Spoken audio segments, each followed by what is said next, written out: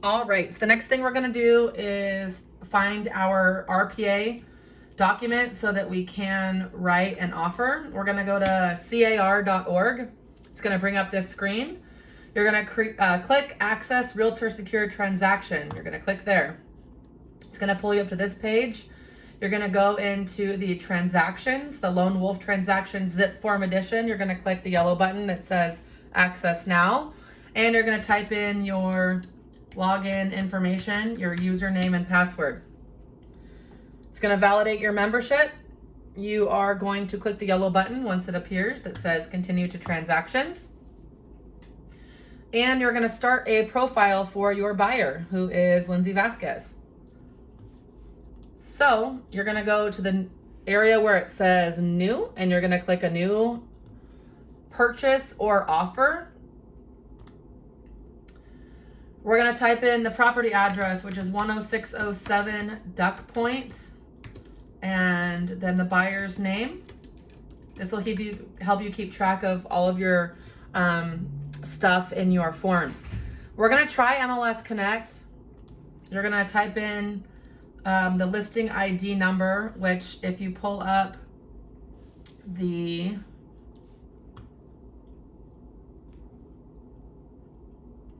CMA. Oh, it's not on there. Yes, it is. Ha ha. Okay. I gotta pull up the second CMA. All right. So what we're gonna do is you're gonna pull up the sold listing ID number, which is 577338.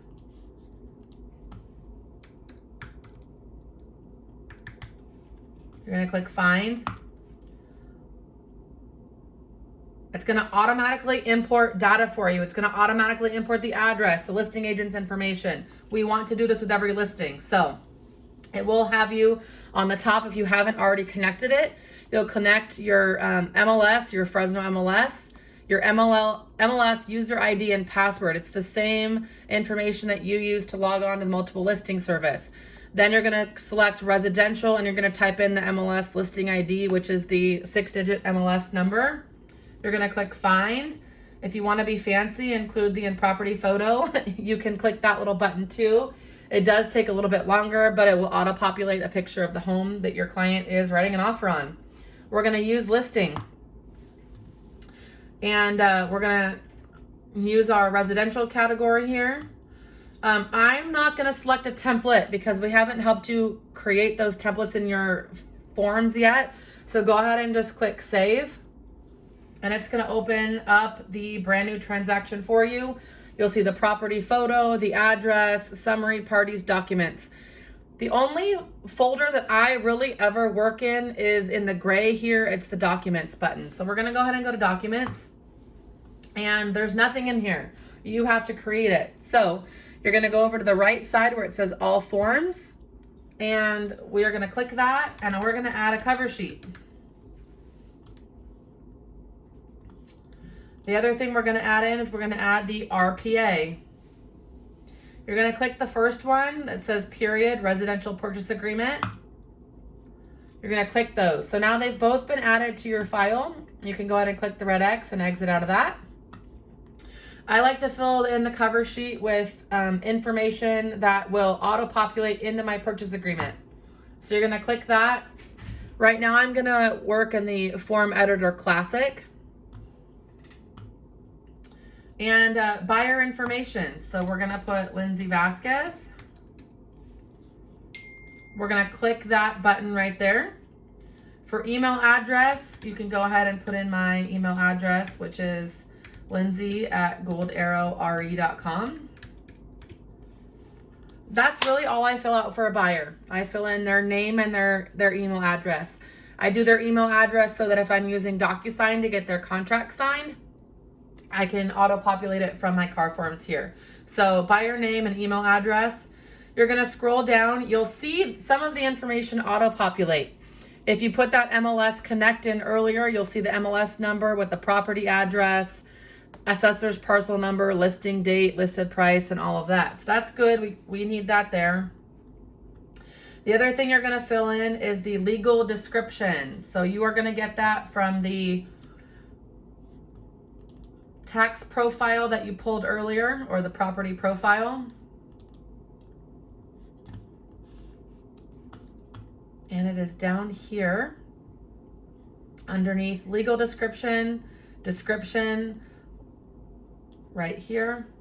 See if I can copy and paste it from this form. I did. So I was able to copy and paste that. So you go to the property tax profile, you'll scroll down under legal description here, description, you'll copy and paste the lot and tract information that's right here. Down here, you'll want to fill in all of your broker information, the seller's broker information. This should have auto-populated when you connected it to the MLS Connect. This buyer broker firm name and information, this should be your information here.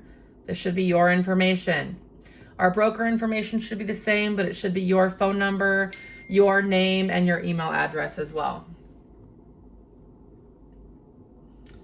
None of this can be filled out right now. We'll worry about that later. We don't need to fill in lender or any of that. So we're going to go ahead and click the save button here. We're going to go hit the green back button, and we want to go look at our other forms. So now we're going to go into the RPA. All of the forms that Jose mentioned that you need for the mock transaction: agency relationship, fair housing discrimination advisory, possible representation of more than one buyer or seller, wire fraud. We went over this last Wednesday. RPA, California Residential Purchase Agreement. All of the documents that you need auto-populate into this one file. So you don't need to go in and add all of the documents individually. They're all going to auto-populate. Buyer Investigation Advisory, Fair Appraisal Act Addendum, and then the California Consumer Privacy Act Advisory. They are all here in this one file for you. So all you have to do is go through and fill them out. So we're going to go through and make sure that your buyer's name is there. If it's not, you'll want to type it in. It should be though, because you filled it in on the cover sheet. This box should be checked for buyer. Sometimes it's not. So you'll want to make sure that that's checked. This should be your information. Keller Williams Fresno, our broker license information, your name and your license number, because this is your agency disclosure. Fair Housing and Discrimination Advisory should have your buyer's name on there. Possible representation of more than one buyer or seller. This should have auto-populated with your buyer name, the buyer brokerage firm, your name, the seller's brokerage firm, and my name. That should have all auto-populated on there if you filled it out on the cover sheet correctly. If not, you can go ahead and fill it in here as well. It just will take you a little bit longer. You'll want to make sure that the property address has auto-populated as well. You don't want this to be blank. Now we're going to get into the offer. So date prepared is the date that you're actually writing your offer. If you click the bar, it will highlight today's date and you can click that. This is an offer from your buyer's name. It should auto-populate the property address, city, county, zip code, and the APN number. Again, if it didn't do that, I really recommend going back to MLS Connect so that it will do it for you. Now, in this instance, Keller Williams Fresno is representing both the buyer and seller. So you're going to click this box that says both the buyer and seller, and it's going to auto-populate that for both the seller's brokerage and the buyer's brokerage. So now we know that everyone's being represented by the same party. Again, your name should be here for the buyer's brokerage. Right here is where you're going to fill in your purchase price of $625,000. It's not all cash, so we're not going to check that box. We are wanting to do a 30-day close of escrow. The expiration date is automatically going to be 3 days after the buyer has signed. Initial deposit amount. Does anybody know how much it's supposed to be? Typically in Fresno, California, we do 1% of the purchase price. So that would be $6,250. Again, 1% of the purchase price. It's due within 3 business days. We typically don't see an increased deposit.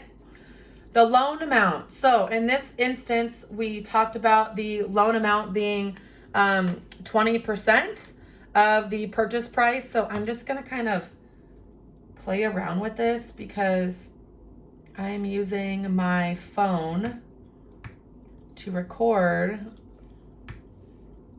So let's try 120,000. I can't calculate out 20% because I'm using my phone to record, and that's where my calculator is. Okay, so their loan amount, actually no, that's reverse. So what is 625 minus 125? Is that 400,000?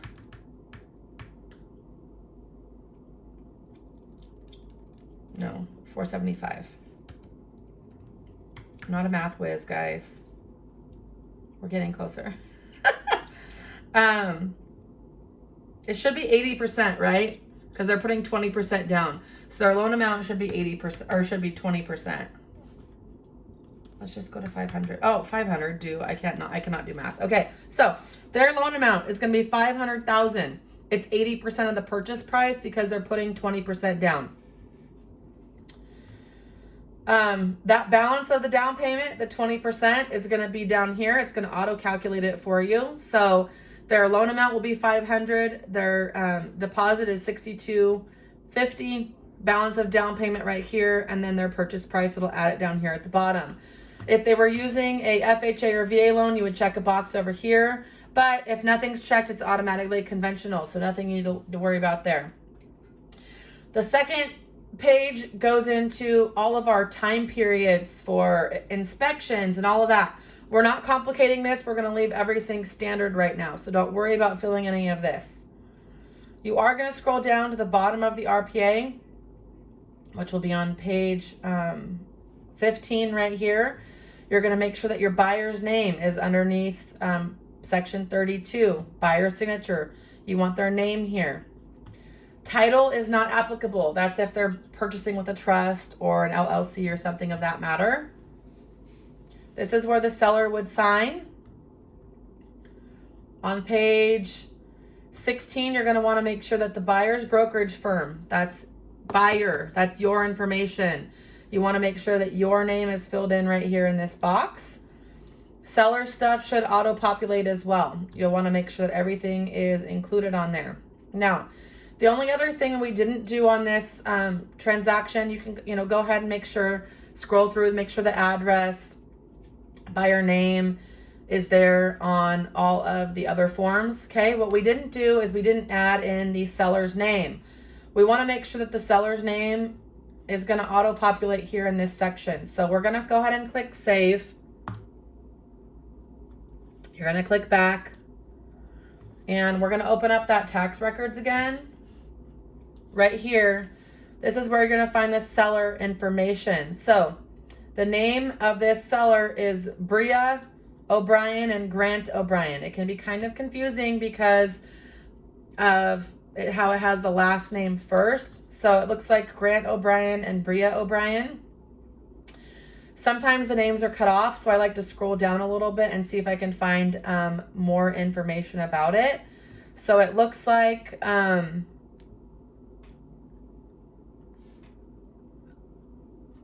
it was Brian Mahan and Norris Dean Mahan and Violet Joy Mahan, but that does not match the information up here at all. So what we're going to do is we're going to go back to the Fresno multiple listing service, and we're going to pull up that listing and see if there's any other information about the seller, because we want those names to match. So we're going to click the listing. And if you look on here, on the MLS description, you're going to see if there's any information about the property. Maybe there's a trust, maybe there's something going on about this property. Oh, going back, just kidding. I was looking at the previous sale on the tax records from when my client bought it. We're good. Forget everything I said. We need to input our seller's name here. I was going to the previous seller. So in order to find the seller's name, we are going to go to MLS. I was just telling you to go to the wrong place. So We're going to go to the MLS. We're going to pretend this was an active listing, right? We're going to go to 10607 Duck Point.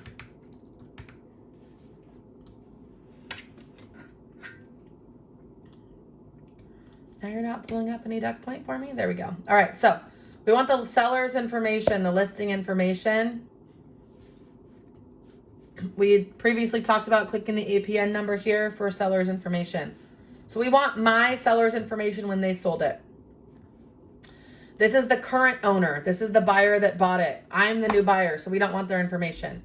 We want the previous seller's information. So we're going to go ahead and we're going to go with Susan Ellen Vuxen. Or if you want to go with Grant O'Brien, you can do either. I don't care which seller you choose. If you are going off of the current owner, you would select Grant O'Brien. If you were going with the previous seller, it would be Susan Ellen Vuxen. Either is okay. I will clarify with Jose so everybody can get on the same page. But let's just go ahead and stick with Grant O'Brien. We're going to fill his information because he's the current seller. Actually, no, you know what? Our inspections are going to have Susie's name on them. So we're going to use Susan Ellen Vuxen. Last name's always first. That's just how the county does it. So we're going to put Susan Ellen Vuxen. And I'm sorry, this is going to confuse a lot of you. I'll have to redo this video at some point. So we're going to go with Susan Ellen Vuxen because she was the seller when I sold this property before, and all the reports that we have are from that transaction. So we're going to put her name in there.